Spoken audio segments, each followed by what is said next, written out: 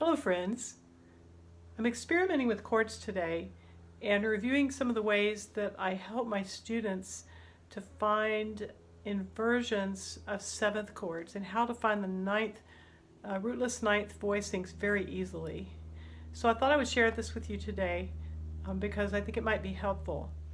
Now, first of all, when we work on our seventh chords, we have the main ones are the three main ones are major seventh chords, minor seventh chords, and dominant seventh chords. A major seventh chord, let me just go over this briefly. If I have a C major 7 chord, I'm thinking of notes in the C scale, and I start with C, and then I have the third note is E, the fifth note is G, the seventh note is B. So that's a C major 7. It's a major triad with a major seventh on the outside. We call that a major 7 because it's the root and the seventh step of that major scale. Now, if I want to make it a minor 7 chord, then I'm going to play a minor triad and then I put a minor 7th on the outside. So that's taking the major 7th, lowering the 7th a half step to make it minor. It also means that that 7th note is the 7th note of a C natural minor scale, or whatever the key is. So let me show you how that would go. Start with C minor, so it would be C, E flat, and G. 1, 2, 3, 4, 5 in a C minor natural minor scale. And then we go up another 2 steps in the scale. So we have a minor triad with a minor 7th on the outside. Okay. And you can also have a minor 7th triad or minor 7 chord, let me just go back up for a second. You can have a minor 7 in a dominant 7th chord. That also has a minor 7. So a dominant 7th chord is made up of a major triad and a minor 7th. So we have C major, C, E, G, but then we have a minor 7th. So usually when you're taking piano lessons, you'll study these triads and learn them first in inversions, root position and inversion. So you might do something like this.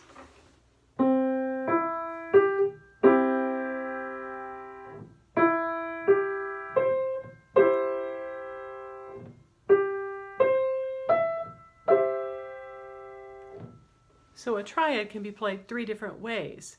If we take the root and move it to the top, we've got an inverted triad. It's the same 3 notes, but now the root is in a different place. And the chord is a little bit different shape. If we take the root again, if we take the root and put it in the middle, we have yet another shape. So without going into that, let me show you what running the dominant 7th chord through all the 4 inversions would be like. Because they have 4 notes, we're going to have 4 positions. So, sorry about that. A root position and 2 inversions. 3 inversions, rather. So, if I did C7, it would be like this.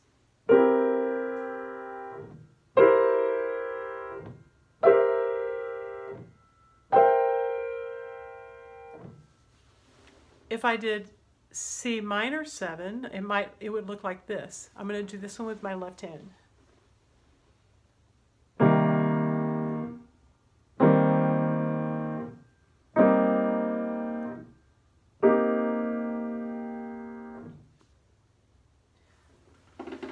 So there are different ways to think about these chords when you're trying to grab the inversion. The ideal thing would be for you to practice all these inversions of all the chords, and then so you can just find one quickly. But I'm going to tell you a shortcut to find the inversions quickly when you need to. So hang on, and here we go. First thing I want to do is show you my handout so you can take a screenshot.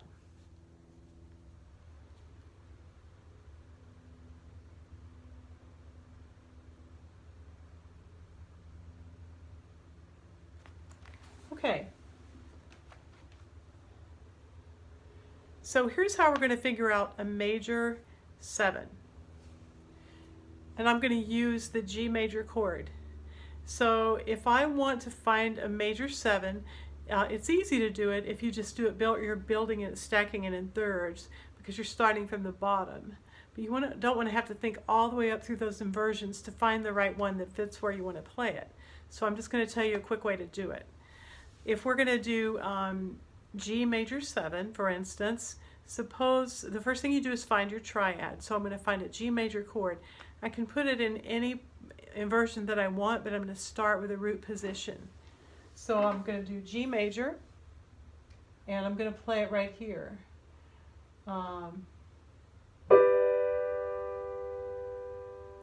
Okay, there's G major. Actually, let me play it. So the G major 7 chord is this: G, B, D, F sharp, right?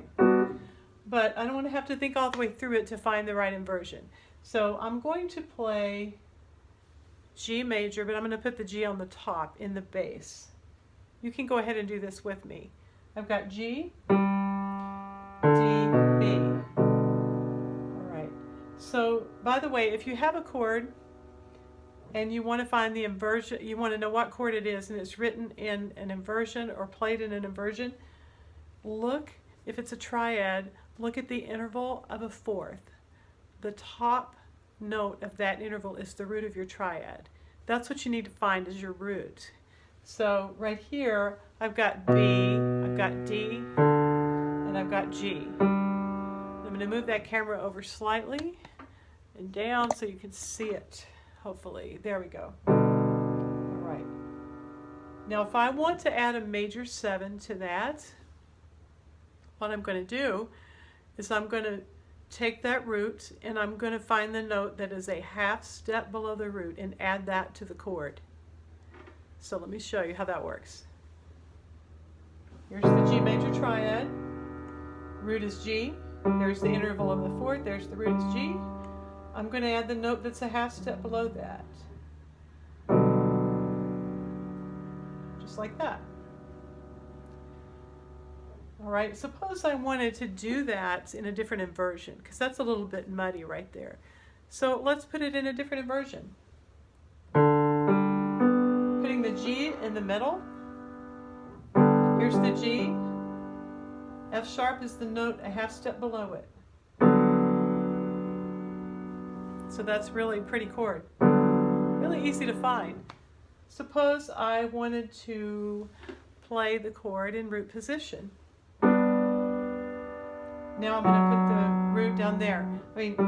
Add the 7th, the major 7th, a half step below the root. Like that. All right. If we want to add a minor 7th to a chord, and this would be in the cases where we were doing a minor 7th chord or a dominant 7th chord, because they both have minor 7ths in them. All we do now is add a whole step below the root. Let me show you how that's going to work. Playing an A minor chord first, and I'm going to put the root in the middle, just like that. And then what is the note that is a whole step below the A? It's G, so we're going to add that.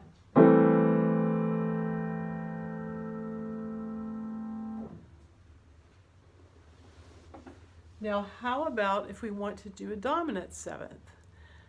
Let's try A dominant 7th. A dominant 7, or A7 is what it's called, but it's a dominant 7th chord. Start with an A major chord, and we're going to do first inversion. Okay. So here's the A. That's the root. The third's on the bottom. The fifth's in the middle. We're going to add the note that's a whole step below that root. It's going to be G.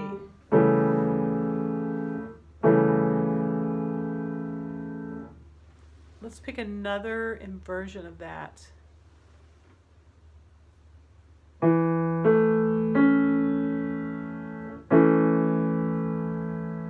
going to add the G.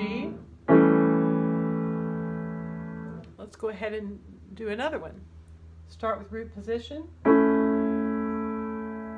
we're going to add a whole step below it, which is that.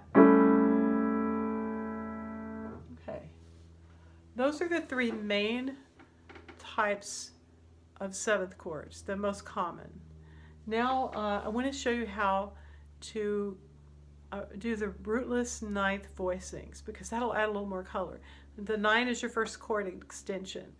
And what we mean by that is if we were to stack a chord up all the way in thirds to the, as far as it goes, that's where you get your color from. So we have, if we had, like, let's think the key of C, because that's easy. We have all white keys. Root, third, fifth, seventh. That makes a major 7th chord. Go up 2 more notes. There's your 9. We'll talk about the other extensions later. To change a 7th chord to a 9th chord, if it's a major 7, we know it doesn't matter actually whether it's a major or a minor 7. You're going to, once you figured out your that 7th chord, play it, then get rid of the root and move it up a whole step. Then you'll have your rootless voicing. If you want to play that in the right hand, then you can play the root in your left hand and it will sound really cool.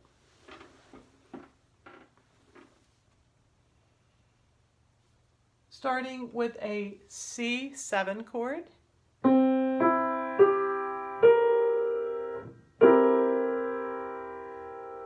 I'm going to take the root up a whole step, so the root is C, and I'm going to bring it up to a D. Now I can play the C in my left hand.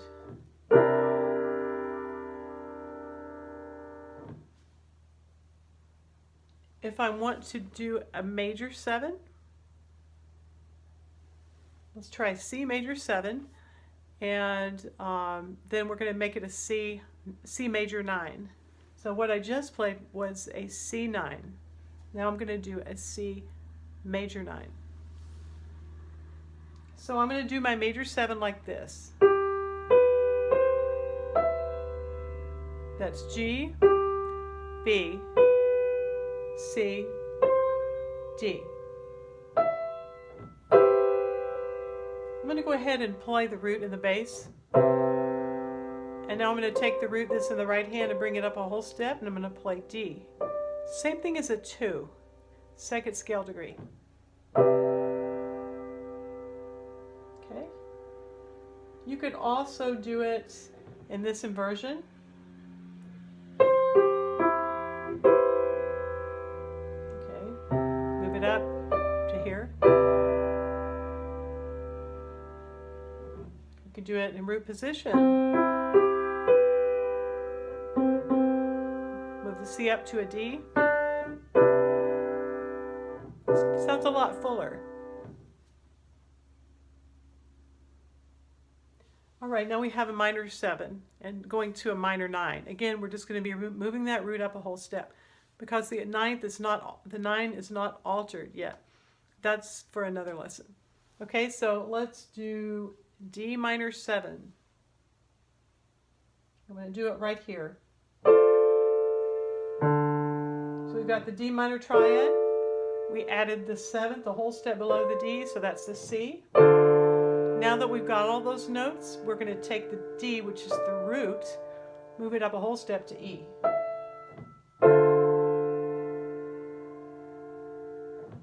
And let's try it in another inversion. I'm going to put it actually in root position.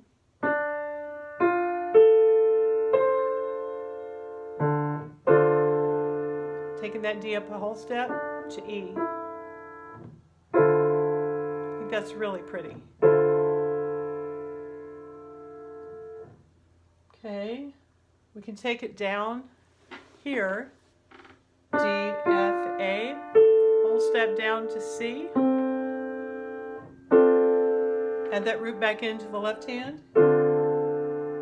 Now, we don't need 2 Ds, so we're going to take this D and move it up a whole step to the 9th, which is E. Really, really pretty.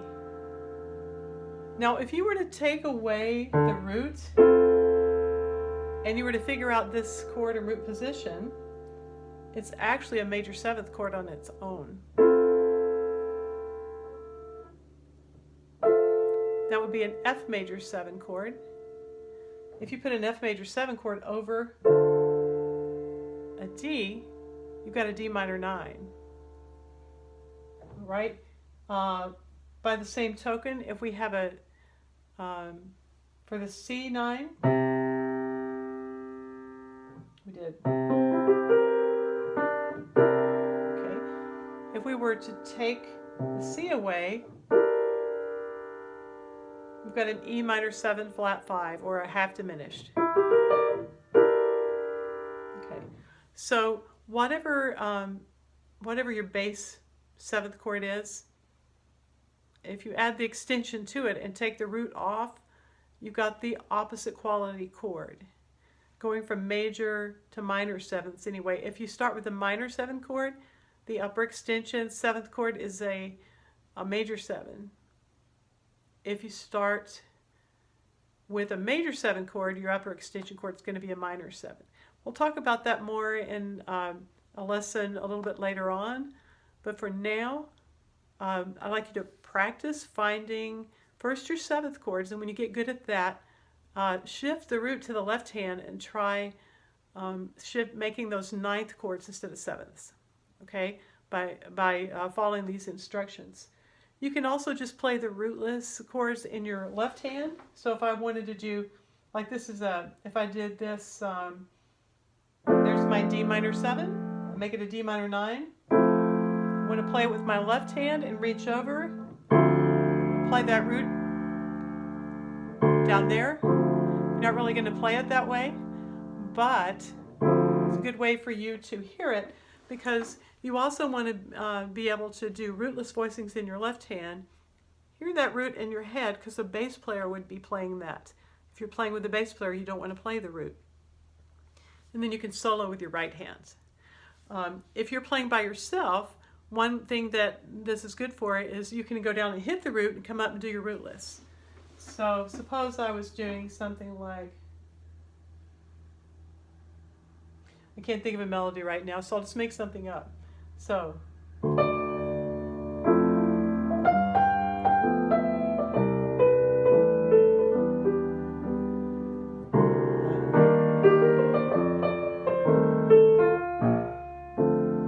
something like that.